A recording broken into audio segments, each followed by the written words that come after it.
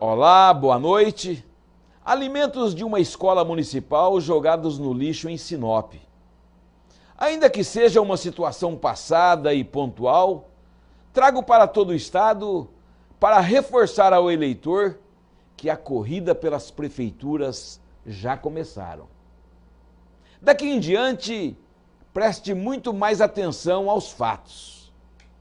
Na maior cidade do norte de Mato Grosso, uma escola municipal desprezou pacotes de macarrão. Eles foram parar, sabe aonde? No lixo. A desculpa é que tinham carunchos. O que deve estar carunchado é o capricho de quem fez isso e de quem é responsável por esse funcionário. Por outro lado, o município se esforça para oferecer boa merenda ao longo dos últimos anos. Ao mesmo tempo, procura comprar alimentos de produtores locais na forma como manda a lei. Eu não estou botando panos quentes, só quero chamar a sua atenção, independentemente da cidade onde você mora, para dizer que sempre pondere, pare antes de concluir ou decidir. Alimento desperdiçado é algo absurdo e que deve ser denunciado, não tenho dúvidas. Mas há o contraponto. Daqui em diante, essas denúncias vão ser mais frequentes. Te aconselho as factuais, como o caso do macarrão, são interessantes, são quentes, mas as de assuntos antigos que se reacendem em tempos de eleições, geralmente foram forjadas, foram pintadas, reformadas para induzi-lo. Abra o olho, eleitor. A campanha já começou. E nosso programa também. Vamos em frente em mais um programa Cláudio Alves. O programa de hoje é um desafio para nós e o nosso entrevistado.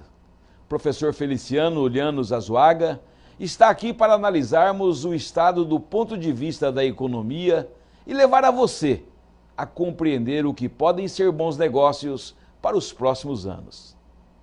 O professor Feliciano está concluindo um curso de doutorado em economia aplicada, tem forte atuação na Unemate e é consultor do DENIT aqui em Mato Grosso. Boa noite, professor. Boa noite, Cláudio. Satisfação muito grande e um privilégio ter o senhor aqui como entrevistado na noite de hoje para o estado de Mato Grosso e, para não dizer, uma honra. Seja bem-vindo. Obrigado pelo convite, primeiramente, e espero poder contribuir com o crescimento do nosso estado, que é um estado que me acolheu. Sou mato-grossense de nascimento, mas eu me considero um mato-grossense por escolha, por opção. Professor, eu quero já começar batendo numa tecla. Uma empresa ou um cidadão está aí com 5 milhões, ou 10 milhões, ou 50 milhões em moeda, querendo investir em Mato Grosso. O que o senhor diz? Eu digo que sempre para meus colegas, principalmente de outras regiões do Brasil, que o Mato Grosso é o nosso faroeste brasileiro, é a terra das oportunidades. E o argumento sempre é bem simples. Aqui é uma região que está em constante crescimento. Se a gente pegar nos últimos 15 anos, o Mato Grosso foi o estado que mais cresceu no Brasil. E por que cresceu? Porque são regiões novas que estão abrindo devido à agricultura, e tem um dinamismo na área de serviços, de empreendedorismo, que eu acho assim fantástico. É uma região que tem muita propensão a novos negócios. E outro fator interessante de a gente analisar para um investidor é assim, a gente está criando uma classe média. O que a gente viu na migração, principalmente na região norte do Mato Grosso, na década de 70, década de 80, foi os agricultores abrindo as áreas, sendo os nossos exploradores. Certo. E atualmente a gente vê uma segunda, uma terceira geração, e os novos imigrantes, que eu me considero um desses, criando uma classe média, uma classe de consumo, uma nova sociedade que precisa de nova infraestrutura, novos serviços. Então, serviços, que seria o que você me perguntou para os investidores, eu acho que serviços é o que o Mato Grosso tem exigido, que é uma coisa que é para agora, para já, se a gente analisar os eventos que estão vindo para o Mato Grosso, que a Copa do Mundo é o principal, é uma coisa necessária. Que serviços o senhor poderia aconselhar numa situação dessa natureza? Porque quando se fala em serviços, se abrange diversas áreas. Tem algum direcionado que o senhor aconselharia? Depende da região do estado, né? Uma coisa que eu considero bem interessante do empreendedor para ter sucesso no Mato Grosso é ele ter essa percepção da transformação da sociedade mato-grossense. Uma sociedade que demanda serviço em alimentação, a estrutura familiar está mudando, as mulheres estão se tornando mais independentes. Então, alimentação e principalmente os jovens do Mato Grosso precisam de cultura, entretenimento. Então, existe uma gama de serviços que a gente vai falar. Mas, pontualmente, alimentação, cultura, lazer, entretenimento em geral. Que justificativa plausível o senhor daria para Mato Grosso para investimento em serviços? Em serviços, a criação de uma nova classe média. A gente pode observar que nosso estado é um estado pequeno, quando considera áreas metropolitanas, do sudeste ou da região sul, mas é uma classe média que cresce de forma muito rápida. Acho que você mesmo pode ser, eu posso considerar o senhor um exemplo do que aconteceu no Mato Grosso. 30 anos atrás, o que era a nossa região? O que era Cuiabá? Hoje, quando a gente vai num shopping em Cuiabá, a gente vê aquela pujança, o dinamismo comercial, os empresários locais, a rede hoteleira expandindo. Então, esses aspectos a gente mostra que a sociedade ela está em constante transformação. Então, quando a gente fala serviços, a sociedade quer isso de forma rápida. Que conselho o senhor dá para o investidor, por exemplo, aqui em Cuiabá, ou lá no norte do estado, ou em diversas regiões? Há alguma técnica para se descobrir no que investir, professor? Existem várias técnicas, principalmente das consultorias de viabilidade econômica, de estudo de demandas específicas, mas algumas coisas que é a vantagem do empresariado local, principalmente do empresariado mato-grossense, ele conhece a cultura local. Ele sabe que o cuiabano aprecia um bom chopp, que o cuiabano gosta de um bom entretenimento, ele sabe que as questões culturais na região norte são presentes, então essa é a vantagem ainda do empresário local em relação ao empresário que vem de outra região para se instalar na nossa região. O senhor chega, por exemplo, numa cidade como Sorriso, lá no norte do estado, dá para se enxergar a figura de um shopping, foi construído para isso. Correto. O senhor chega na cidade de Tangará, também a mesma coisa, mas o senhor, quando entra dentro, assusta por falta de movimento. Correto. O que o senhor atribui? Falta de planejamento? Não há público para isso? O que o senhor atribui? Às vezes é falta de planejamento, porque a gente sabe que tudo tem o seu tempo. E na área comercial, somente quando fala de shopping center, a gente sabe que tudo também tem seu tempo e tem a sua necessidade de demanda e de escala. Vou dar um exemplo bem simples, eu gosto sempre de comparar. Campo Grande e Cuiabá. Cuiabá tem um dinamismo econômico muito mais acelerado que Campo Grande, principalmente na década de 2000 e década de 90. Campo Grande tinha um shopping, Cuiabá já tinha 3 shoppings.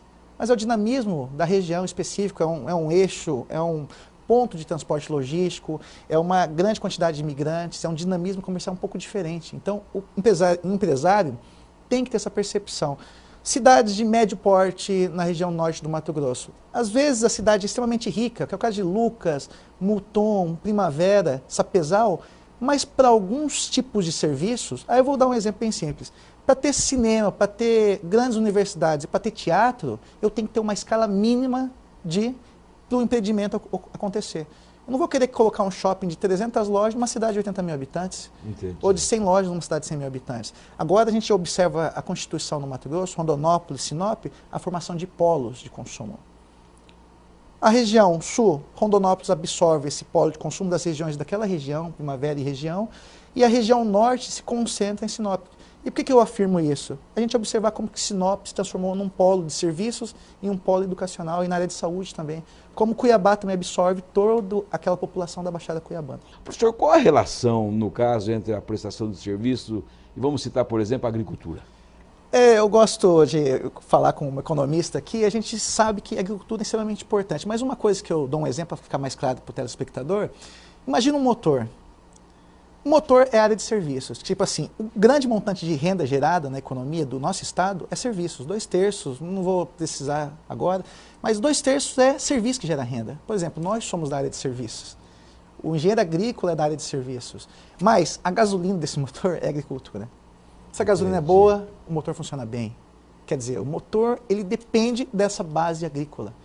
E o que movimenta o setor de serviço do Mato Grosso é essa base agrícola que a gente pegou nos últimos 6 anos de bons preços das commodities. O senhor está querendo dizer que a prestação de serviço depende diretamente da agricultura? Depende. Porque eu dou um exemplo assim, para os meus alunos na universidade, que o que gera a riqueza no nosso estado é a agricultura.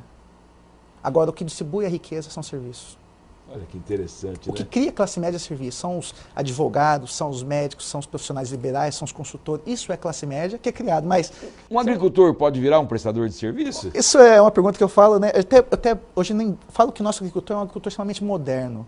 Eu até falo que nossos trabalhos em parceria com a Embrapa, o agricultor nosso ele é muito moderno, mas na porteira para dentro, e ele está se profissionalizando da porteira para fora, que é a parte empresarial mesmo, que é a parte de preço, de entender de mercado.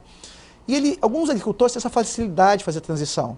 Agricultura e para o segmento de serviços, que nas cidades, em Cuiabá, no norte do Mato Grosso, acontece isso facilmente, Rondonópolis. Só que o que eu vejo é que a segunda e a terceira geração dessas famílias de agricultores que vai virar profissional liberal ou vai virar um empresário. Aquela família que chegou 30 anos atrás, fez a renda, abriu as áreas agrícolas, mas o filho foi estudar. Entendi. O filho quis montar uma empresa, o filho quis trazer uma franquia para o Mato Grosso. Então, essa transição, não da pessoa, mas do núcleo familiar. O agricultor, ele acaba agregando também o segmento de serviço. Senhor, dá para se ter uma noção de quanto a prestação de serviço representa no PIB de Mato Grosso hoje? Aproximadamente acima de 2/3.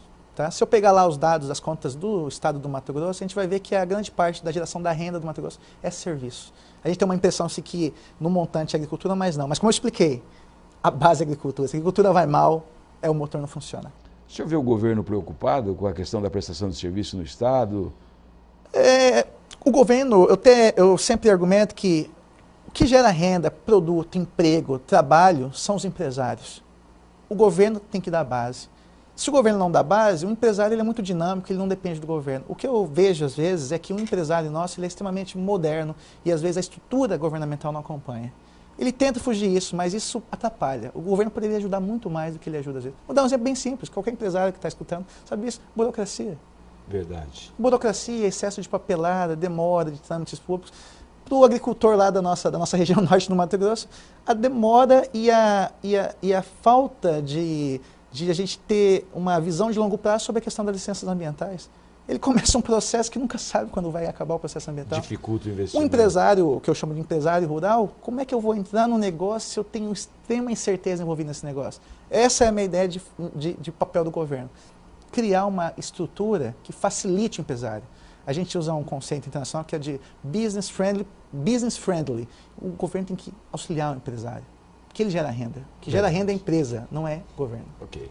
Vale a pena ficar com o programa Cláudio Alves, que ainda hoje discute sobre a viabilidade econômica de cidades afastadas dos grandes centros, sobre a Copa do Mundo e a economia, e a relação entre a nossa agricultura e a Ásia.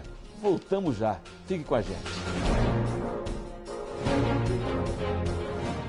Fique sabendo sem censura. Um oferecimento. Sonoticias.com. As principais notícias de Mato Grosso. A China representa 15% da economia mundial. A média de crescimento do país nos últimos anos é de quase 10% ao ano, taxa superior à da maioria das economias mundiais, inclusive a do Brasil. O produto interno bruto chinês ultrapassou a casa dos 7 trilhões de dólares em 2011. A China é a segunda maior economia do mundo, atrás apenas dos Estados Unidos.